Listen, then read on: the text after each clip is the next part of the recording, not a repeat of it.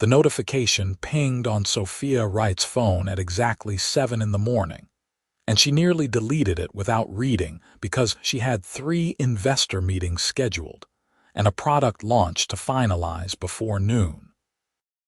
But something made her pause, maybe the familiar name attached to the group message, and she found herself staring at an invitation to a camping trip in the Cascade Mountains sent by her college roommate Emily, who apparently still believed that Sophia was the same person who used to skip Friday classes to go hiking.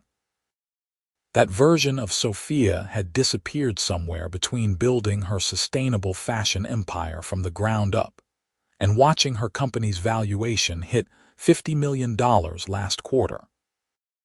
Now she lived in a penthouse overlooking Seattle, wore designer suits that cost more than most people's monthly rent, and the closest she got to nature was the organic kale in her morning smoothie.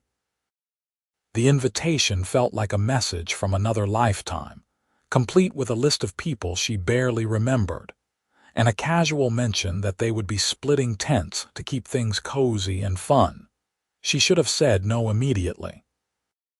Her assistant Jennifer would have deleted it without a second thought if it had made it past Sophia's personal phone.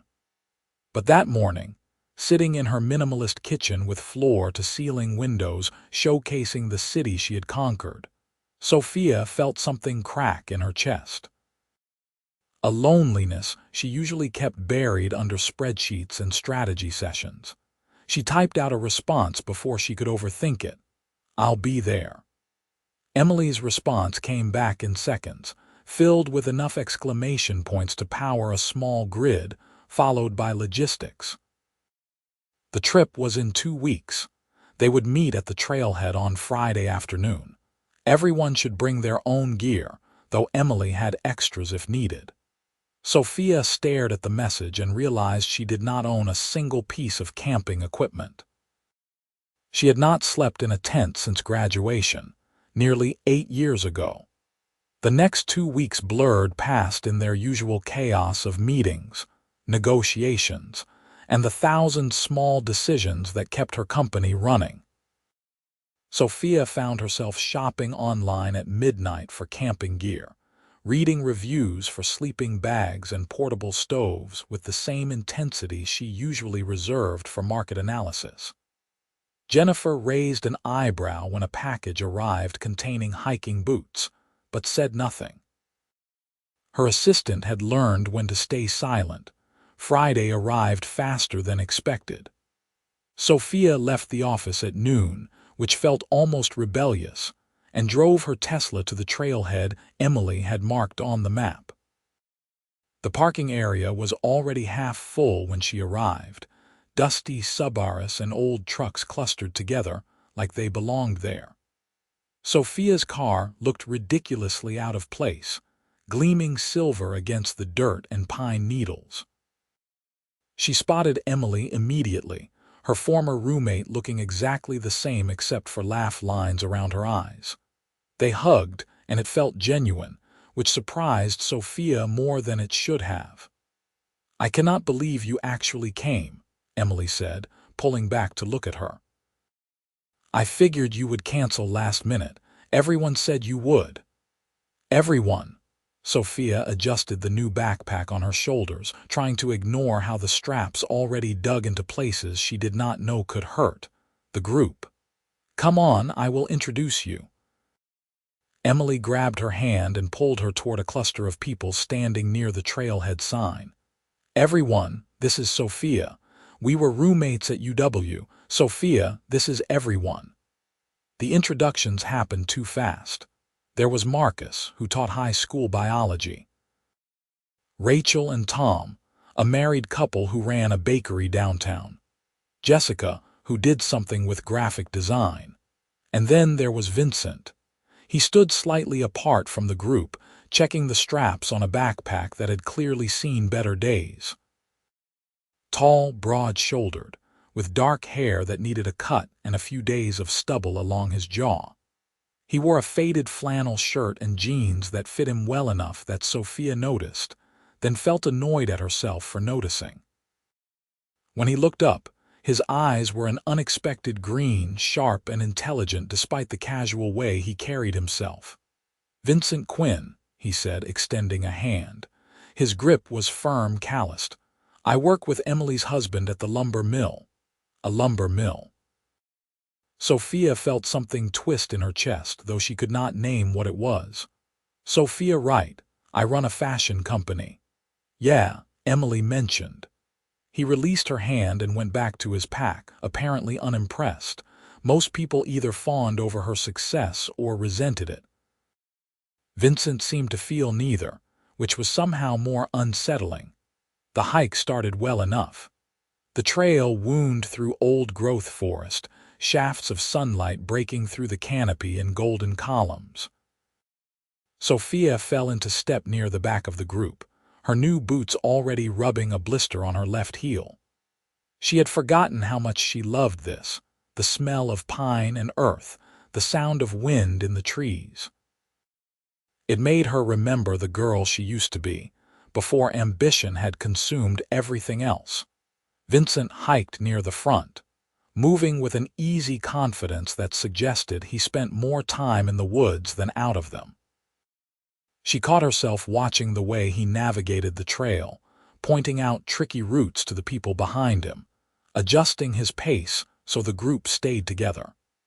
He had a natural authority that had nothing to do with money or power, and everything to do with competence. They stopped for lunch beside a creek, cold water rushing over smooth stones. Sophia sat on a boulder and pulled out the organic protein bar she had packed, suddenly aware of how ridiculous it looked compared to the sandwiches and trail mix everyone else was eating. First time back in the woods in a while, Vincent appeared beside her, offering a canteen. His voice was low, conversational, without judgment. "Is it that obvious? Your boots are stiff. You are carrying about 10 pounds of gear you do not need. And you keep checking your phone even though there is no signal up here." He said it matter-of-factly, taking a drink from his own water bottle. "But you are keeping up, which is more than I expected." Sophia should have felt insulted. Instead, she found herself almost smiling. "What made you think I could not keep up? Emily said you run a big company in Seattle. Figured you spent all your time in boardrooms."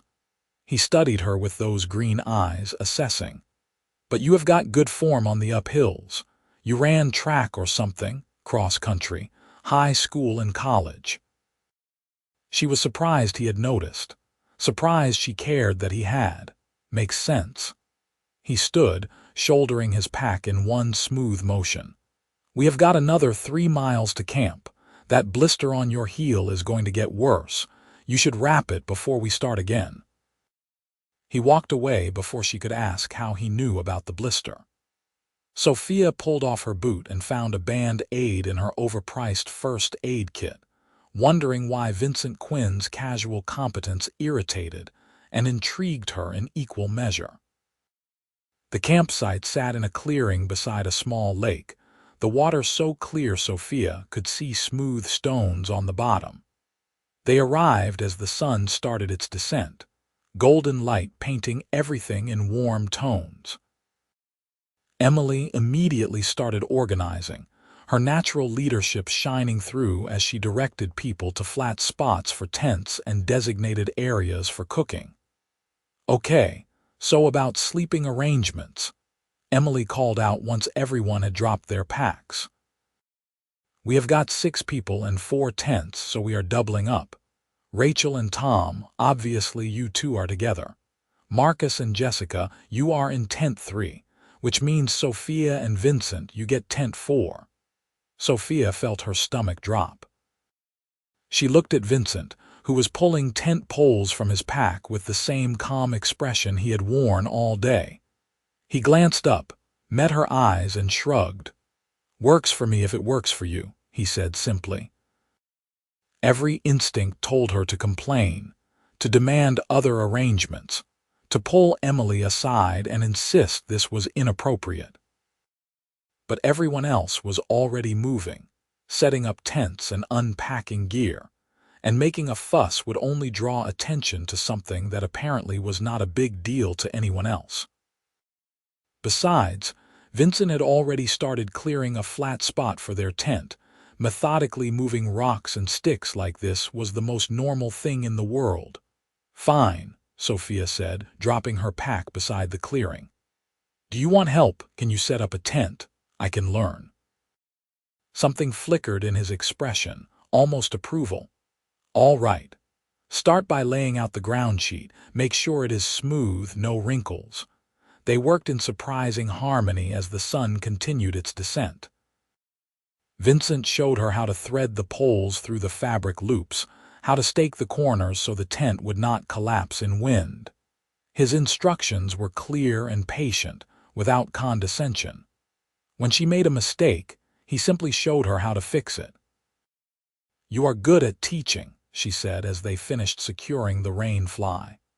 "I've got 3 younger sisters. You learn patience or you go crazy." He stood back, surveying their work. "Not bad for your first time." Dinner was a communal affair, everyone contributing something to the meal. Vincent produced vegetables and sausages from his pack, which he grilled over the fire with practiced ease. Sophia had brought expensive freeze-dried meals that everyone politely tried and agreed were not as good as the simple food the others had prepared.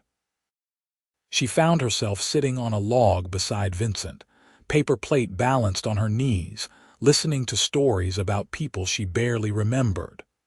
"So what made you come on this trip?" Vincent asked during a lull in conversation. The fire crackled between them, sending sparks into the darkening sky. "Emily said she was shocked you said yes." Sophia considered her answer carefully. Something about the darkness and the fire made honesty easier. "I have been feeling disconnected lately. Like I built this life that looks perfect from the outside, but I do not actually live in it. I just work." She paused. "That probably sounds ridiculous to someone who does real work with his hands." "Why would it sound ridiculous?"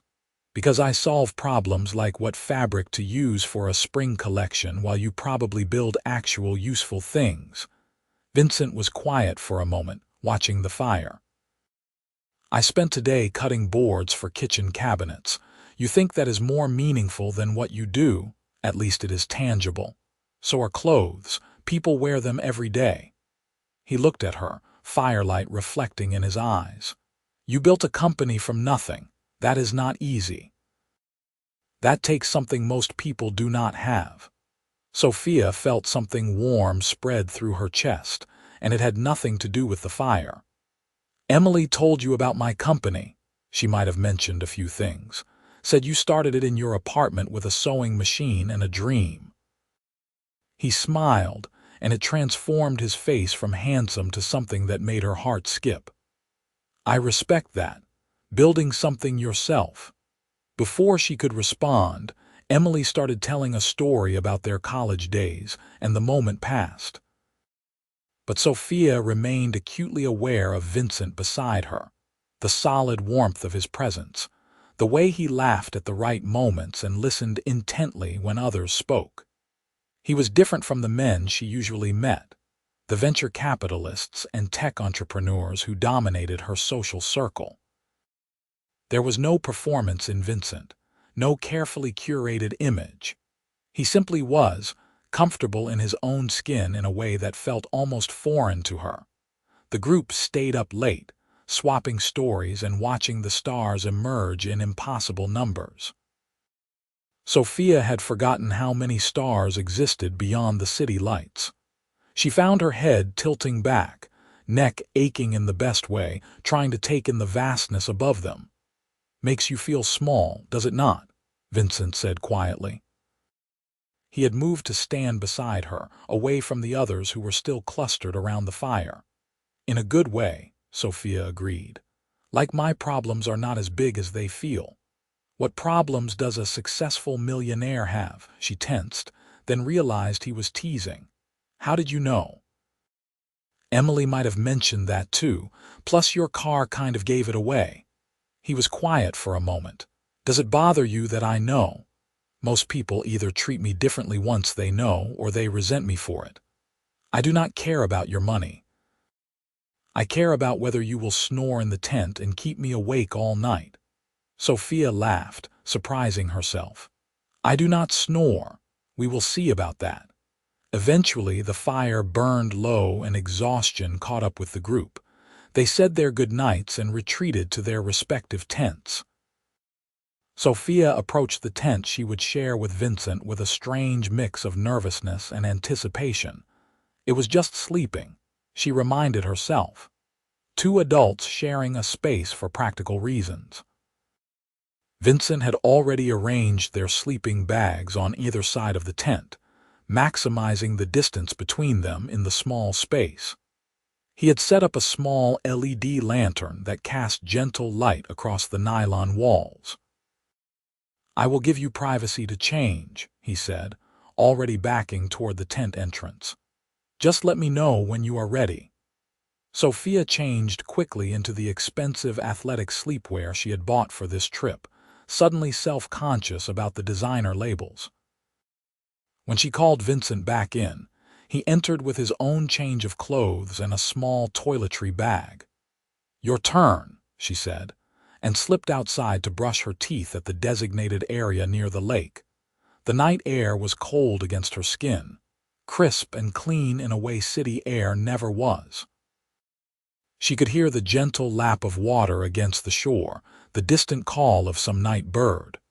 When she returned to the tent, Vincent was already in his sleeping bag, hands behind his head, staring at the tent ceiling. "All yours," he said, not looking at her. Sophia climbed into her own sleeping bag, zipping it up against the cold. The tent suddenly felt very small, filled with the breathing of two people who were essentially strangers. She was hyper-aware of every sound, every movement. "Thank you for not making this weird," she said into the darkness. "Why would I make it weird? I do not know. Some men would see it as an opportunity." "I am not some men." His voice was firm, leaving no room for doubt. "You are safe here, Sophia, I promise you that." Something in her chest loosened, a tension she had not realized she was carrying. "Okay." "Okay." They lay in silence for a while. Sophia expected sleep to be impossible, but the day's hike had exhausted her more than she realized. Her eyes grew heavy, her breathing slowed.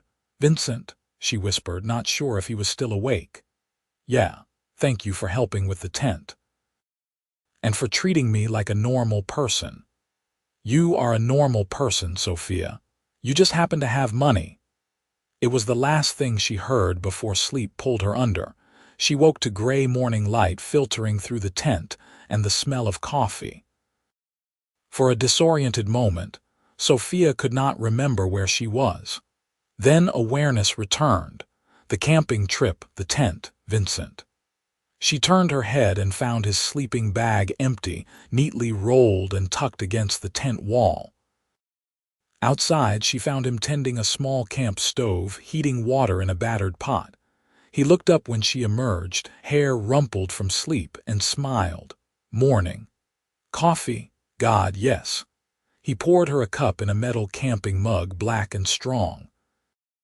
It tasted better than the expensive espresso from her usual cafe, though that might have been the setting. The lake stretched out before them, mist rising from its surface in ghostly tendrils.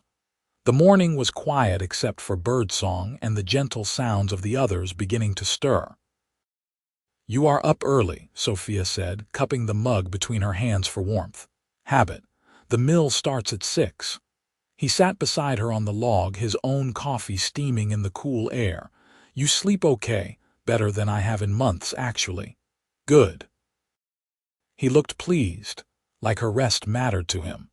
The day unfolded in a series of perfect moments. After breakfast, Marcus led them on a hike around the lake, pointing out plants and birds with the enthusiasm of a natural teacher.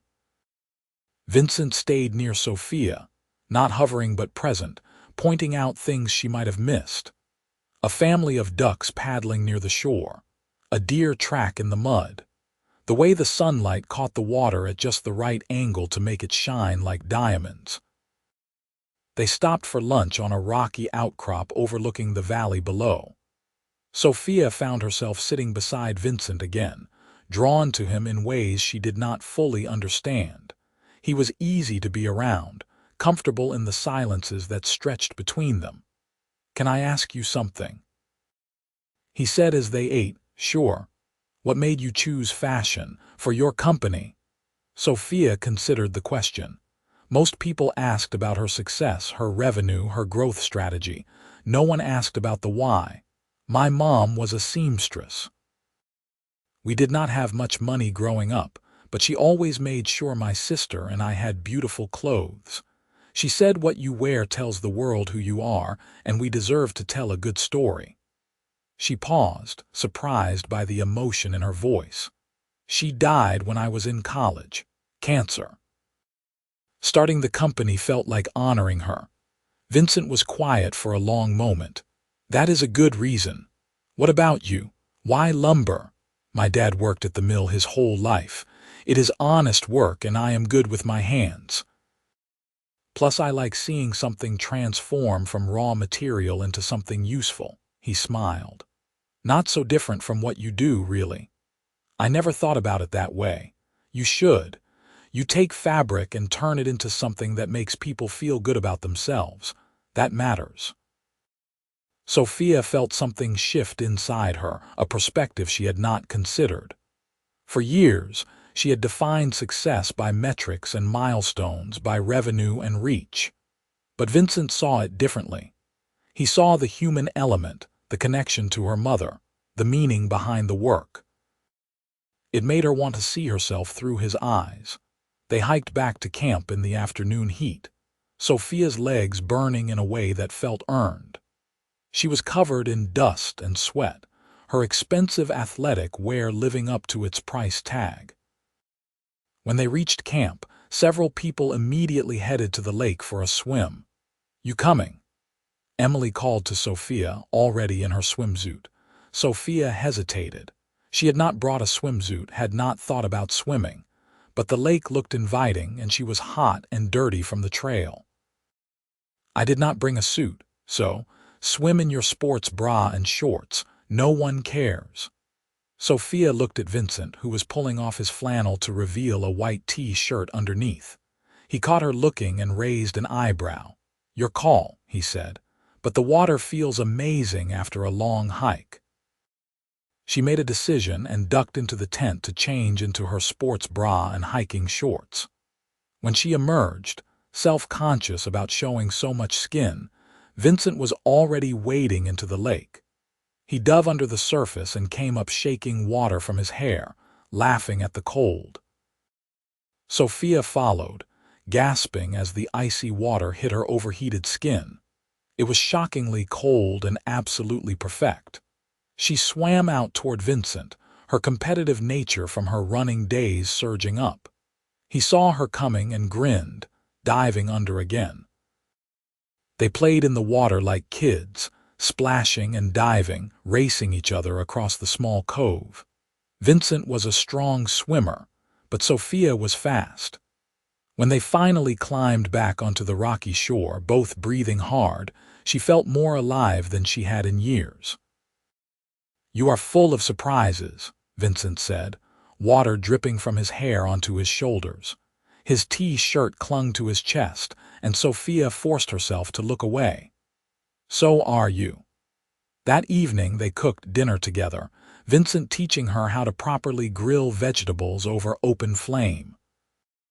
Their hands brushed as they worked, casual touches that felt electric. Sophia found herself leaning into his space, drawn by his warmth and the easy confidence he radiated. After dinner, as the sun set and painted the sky in impossible colors, the group gathered by the fire again. Someone produced a bottle of whiskey and they passed it around, telling increasingly ridiculous stories. Sophia found herself laughing harder than she had in months, her face aching from smiling. "I am glad you came," Vincent said quietly, close enough that only she could hear.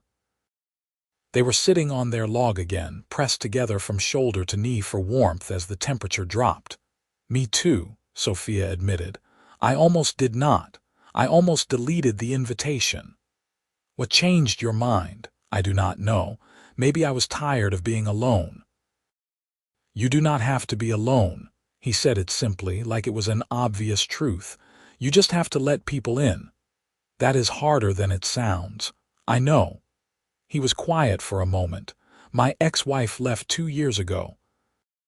Said I was not ambitious enough, that she wanted more than a lumber mill worker could provide. It made me close off for a while, stop trusting people." Sophia turned to look at him, seeing vulnerability in his expression. "I am sorry." "Do not be." She was not wrong exactly. "I am not ambitious the way some people are. I do not want to run the mill or start my own business. I just want to do good work, have a home I am proud of, maybe a family someday." He met her eyes. "Simple things. Those do not sound simple, they sound perfect. You think so, I know so." Sophia surprised herself with her certainty. "I have spent years chasing things I thought would make me happy. More money, more success, more recognition. And I am still not happy. Maybe I have been looking in the wrong places." Vincent held her gaze, and something passed between them in the firelight. An understanding, a connection that went deeper than words. Sophia felt her heart racing, aware that something was shifting, that this moment mattered. "We should probably get some sleep," Vincent said finally, his voice rougher than usual. "Early start tomorrow." They said goodnight to the group and retreated to their tent. The routine was familiar now, comfortable. Vincent gave her privacy to change, then they settled into their respective sleeping bags in the darkness. "Sophia," Vincent's voice came through the dark. "Yeah, I am really glad Emily invited you on this trip." "So am I." She fell asleep smiling, more content than she could remember being in a long time. The next morning arrived too soon. According to the plan, today was their last full day before hiking out tomorrow. Emily suggested they split up for the day, let people explore on their own or in small groups. Sophia found herself hoping Vincent would want to stay with her, then feeling foolish for caring so much. "Want to hike up to the ridge?" Vincent asked as they packed lunches. "There is supposed to be an incredible view." Relief and excitement flooded through her. "I would love that." They set out after breakfast, just the two of them, following a trail that wound steeply upward through dense forest. The morning was cool and perfect for hiking, and Sophia found her stride quickly. Vincent matched her pace, and they moved together in comfortable rhythm. "Tell me more about your company," Vincent said as they climbed. "What makes it different from other fashion brands?" Sophia explained her focus on sustainable materials, ethical manufacturing, fair wages for workers. She talked about the challenges of scaling while maintaining values, the constant pressure to compromise for profit. Vincent listened intently, asking smart questions that showed he understood the complexity of what she had built. "It sounds exhausting," he said finally. "It is. But it is also the only thing I have ever done that feels meaningful." She paused on the trail to catch her breath, turning to look at him. "Does that make sense?" "Perfect sense. That is how I feel about making things with my hands, like I am contributing something real to the world." They reached the ridge after 2 hours of steady climbing. The view spread out before them took Sophia's breath away. Mountains stretched in every direction, covered in thick forest, peaks still crowned with snow despite the summer heat. The sky was impossibly blue, dotted with lazy clouds. "Wow," she breathed. "Yeah." Vincent stood beside her, close enough that their arms touched. "Makes you remember how much beauty exists in the world." They sat on the rocky outcrop and ate their lunch in companionable silence, just soaking in the view. Sophia felt something settle inside her, a peace she had not known she was missing. This moment, this place, This person beside her, it all felt right in a way that her carefully constructed life never had. "Can I ask you something personal?" Vincent said after a while. "Sure." "Why are you single?" "A woman like you, successful, beautiful, smart. I would think men would be lining up." Sophia felt heat rise to her cheeks at the compliment. "Most men are either intimidated by what I have built, or they are only interested in my money. It gets old, trying to figure out which is which." "That sounds lonely." "It is." She looked at him, this man who had been nothing but genuine since they met. "What about you? You said your ex left 2 years ago. No one since then. A few dates here and there. Nothing serious. I guess I've been waiting for something real." He held her gaze. "Someone who sees me, not just what I can provide." The air between them felt charged, heavy with things unsaid. Sophia wanted to close the distance, to kiss him and see if his lips felt as good as she had been imagining. But fear held her back. Fear of ruining this, of moving too fast, of getting hurt. "We should probably head back," she said instead, hating herself a little for the cowardice. "Yeah, it is a long hike down." They made their way back to camp in late afternoon, both quieter than they had been on the way up. Sophia's mind raced with questions and doubts. She was leaving tomorrow, heading back to Seattle and her company and the life she had built. Vincent would return to his work at the mill. What was the point of starting something that had no future? But her heart argued differently. Her heart said that moments like this did not come along often, that connection and chemistry and genuine understanding were rare. Her heart said to take the risk. That evening, their last night at camp, the group built an enormous bonfire. Someone had brought marshmallows, and they made s'mores while telling their favorite memories from the trip. When it came to Sophia's turn, she surprised herself with her honesty. "I came on this trip feeling lost," she said, watching the flames dance.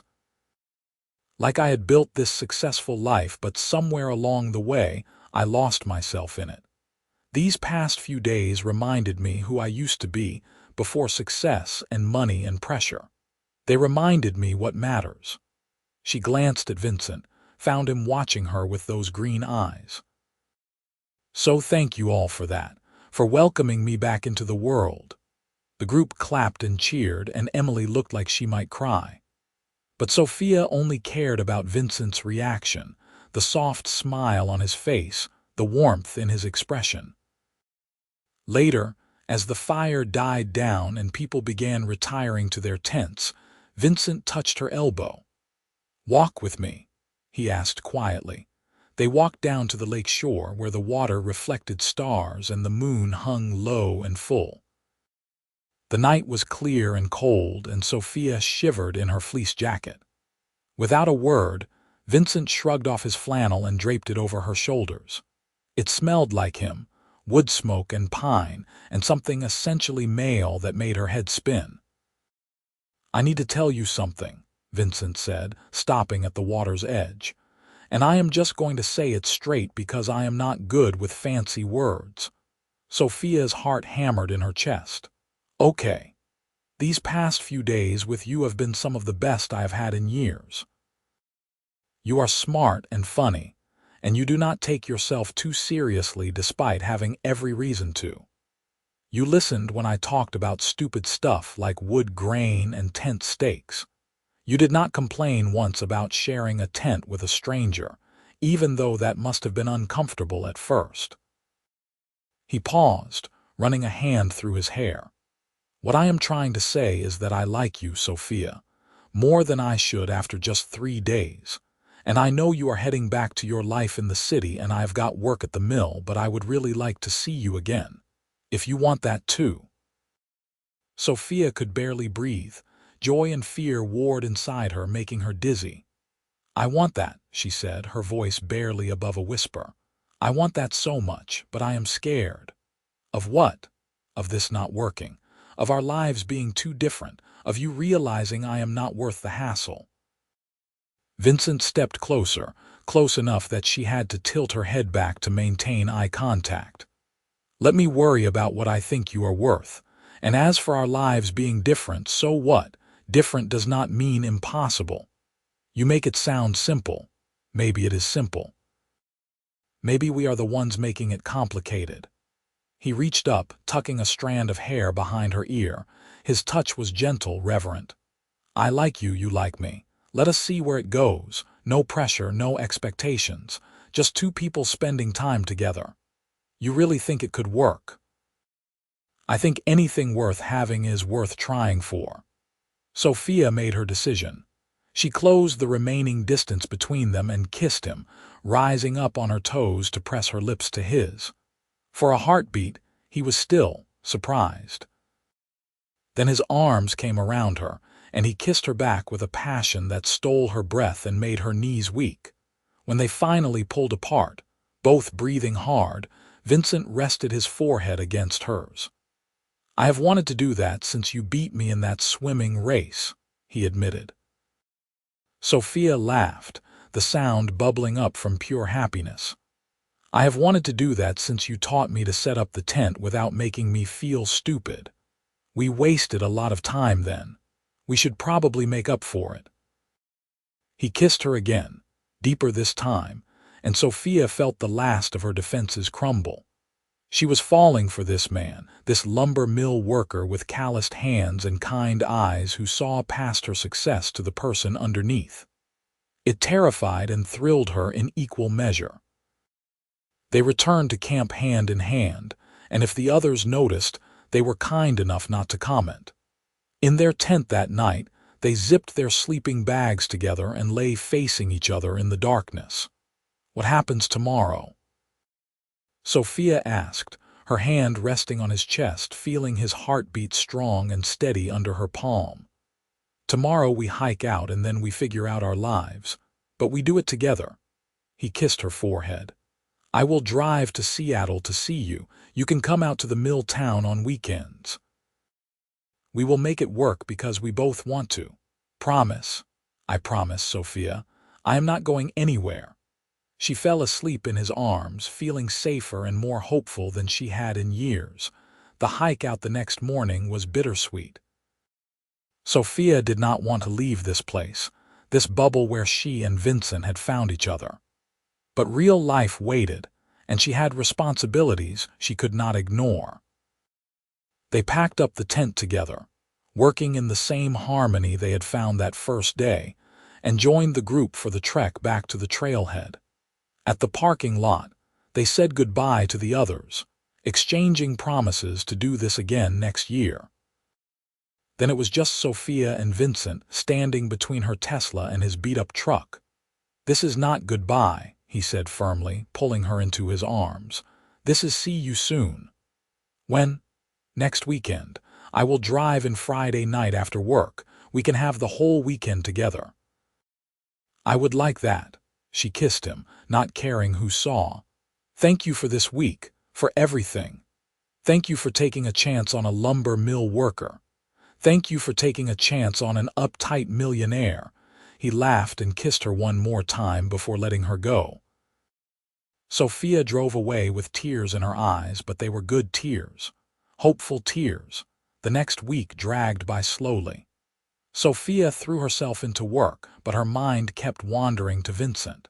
They texted throughout the day, silly messages and photos, getting to know each other in new ways. He sent her pictures of the cabinets he was building. She sent him sketches of new designs. It was not the same as being together, but it was something. Friday finally arrived. Sophia left work early and went home to change and obsessively clean her penthouse. She had ordered groceries for a home-cooked meal, determined to show Vincent that she was more than just boardrooms and business deals. He arrived at 7, knocking on her door with a bouquet of wildflowers that he admitted he had picked on the side of the highway. They were perfect. This place is incredible, he said, looking around her penthouse with wide eyes. The view of the city sparkled through the floor-to-ceiling windows. You can see everything. Too much sometimes, Sophia admitted. It can feel isolating being up this high. Vincent pulled her close, his hands settling on her waist. Then it is a good thing you are not up here alone anymore. They spent the evening cooking together, Vincent showing her tricks his mother had taught him for getting vegetables to caramelize just right. They ate on her balcony, watching the sun set over the city, talking about everything and nothing. When the dishes were done and the wine bottle was empty, Vincent pulled her onto the couch and kissed her until she forgot about the skyline and success, and everything except the feel of his hands and the taste of his lips. "Stay," she whispered against his mouth. "Stay the night. Are you sure?" "I have never been more sure of anything." They moved to her bedroom, and Sophia felt nervous in a way she had not since she was a teenager. But Vincent was patient and gentle, taking his time, making sure she felt cherished and desired. When they finally came together, it felt right in a way nothing else ever had. Like coming home. Afterward, they lay tangled together in her expensive sheets, Vincent's calloused fingers tracing patterns on her bare shoulder. "I am falling in love with you," he said quietly. "I know it is fast, but I do not believe in hiding how I feel," Sophia's heart soared. "I am falling in love with you too. It terrifies me." "Why?" "Because I do not want to lose you. You will not." "I am not going anywhere, Sophia, I promise." She believed him. For the first time in a long time, she let herself believe in something beyond her control. The next few months unfolded in a pattern of weekends together and weekdays apart. Vincent drove to Seattle every Friday after work, often arriving late but always with a smile and takeout from whatever diner he had stopped at along the way. Sophia made the drive to his town some weekends too, curious about his life there. His house was a small cottage on the edge of town, surrounded by tall trees and filled with furniture he had built himself. It was cozy and warm and completely different from her minimalist penthouse. She loved it immediately. "I know it is not much," Vincent said, suddenly self-conscious as she explored. "It is perfect," Sophia said honestly. "It feels like you." She met his sisters, 3 strong women who worked as a nurse, a teacher, and a mechanic respectively. They were protective of their brother but warmed to Sophia quickly when they saw how he looked at her, like she hung the moon. "He has been different since he met you," Sarah, the oldest sister, told Sophia over coffee one afternoon. "Happier. More like his old self before Jessica left." "He makes me happy too," Sophia admitted. "Happier than I have been in years." Vincent met her sister too, flying down to Portland for a weekend. Samantha took one look at them together and pulled Sophia aside. "You are in love with him," she said. It was not a question. "Yes. Good. He is nothing like those corporate jerks you usually date. He actually sees you." "I know." "Do not screw this up, Sophie." "I will not. I promise." They navigated the challenges of a relationship as they came. Sophia's demanding schedule meant late nights and canceled plans sometimes. Vincent's work at the mill meant early mornings and physical exhaustion. But they made it work through communication and compromise, both willing to bend, because what they had was worth protecting. 6 months into their relationship, Vincent showed up at her penthouse on a Wednesday night, unannounced. Sophia opened the door to find him standing there with a serious expression. "What is wrong?" she asked immediately, fear clutching at her heart. "Nothing is wrong, but we need to talk." They sat on her couch, the city glittering below them. Vincent took her hands in his. "I love you, Sophia. You know that. And these past 6 months have been the best of my life. But I need more than weekends. I need to see you during the week, wake up next to you on random Tuesdays, fight with you about whose turn it is to do the dishes." He paused. "I want you to move in with me, or I will move here. I do not care which. I just need us to stop living separate lives that intersect on weekends." Sophia felt tears prick her eyes. "I want that too. God, I want that so much, but my company is here. I cannot just leave. I am not asking you to leave your company. I am asking you to let me be part of your everyday life, not just the fun weekend parts. He squeezed her hands. We will figure out the logistics. Maybe I find work at a mill closer to Seattle. Maybe you open an office near my town and split your time. I do not have all the answers, but I know I do not want to keep saying goodbye every Sunday night. What if we bought a place between here and your town? Sophia said slowly, an idea forming. Somewhere we could both commute from.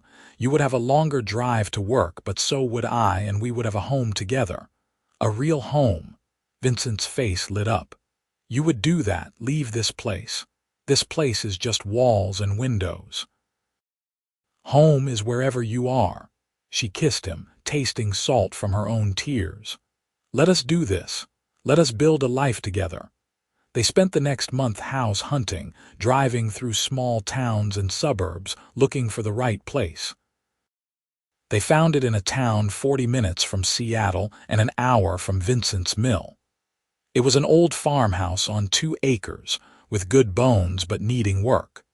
Vincent walked through it with growing excitement, pointing out what he could fix and build and improve.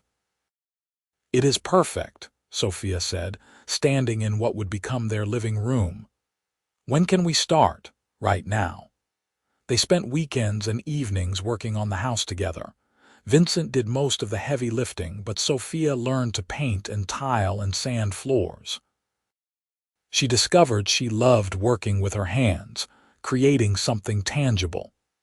It reminded her of her early days sewing in her apartment, the satisfaction of making something from nothing. Jennifer, her assistant, raised her eyebrows when Sophia started leaving the office at 5 instead of 8, but said nothing. Sophia's work did not suffer. If anything, she was more efficient, more focused, knowing she had something to go home to beyond an empty penthouse. They moved into the farmhouse on a rainy October evening, their combined belongings filling the space and making it theirs. That night, they ordered pizza and ate,